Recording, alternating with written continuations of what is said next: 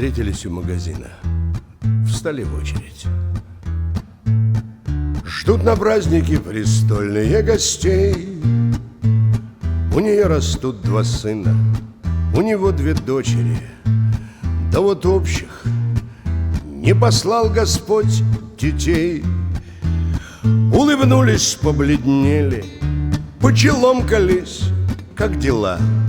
Да все нормально, что с тобой? Потолстели, посидели ногти ломкие, а в глазах все тоже горечь и любовь.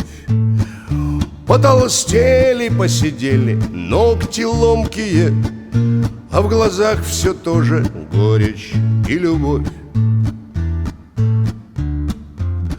Шум толпы застывшим эхом, время замерло. Нет, скорее повернуло время вспять. Он на практику поехал, у нее экзамены. И та ночь, в которой не хотелось спать. А сороки-продавщицы за прилавками затрещали. Ну не интересно ли? А он хотел пойти напиться, а ей бы сладкого. Да вот ноги будто к полу приросли.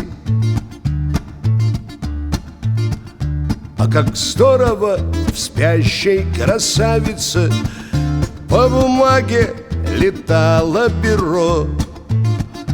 Только в жизни нечасто встречаются эти сказочки Шарля Перро. Только в жизни нечасто случаются эти сказочки Шарля Перро.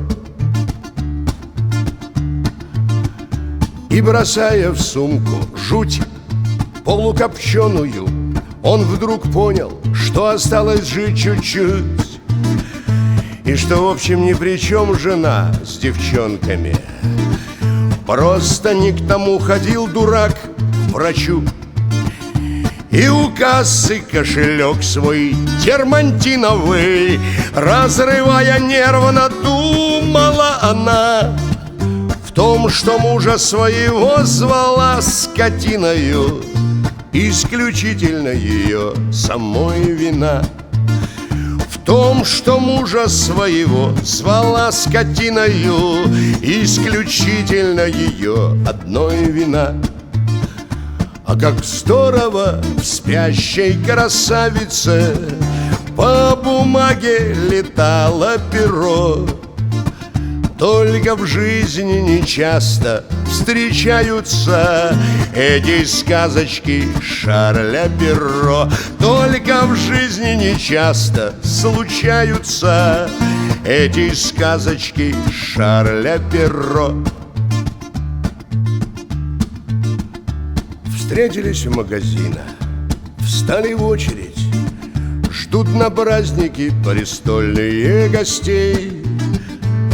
У нее растут два сына, а у него две дочери. Да вот общих не послал Господь детей. Жаль, что общих не послал Господь детей.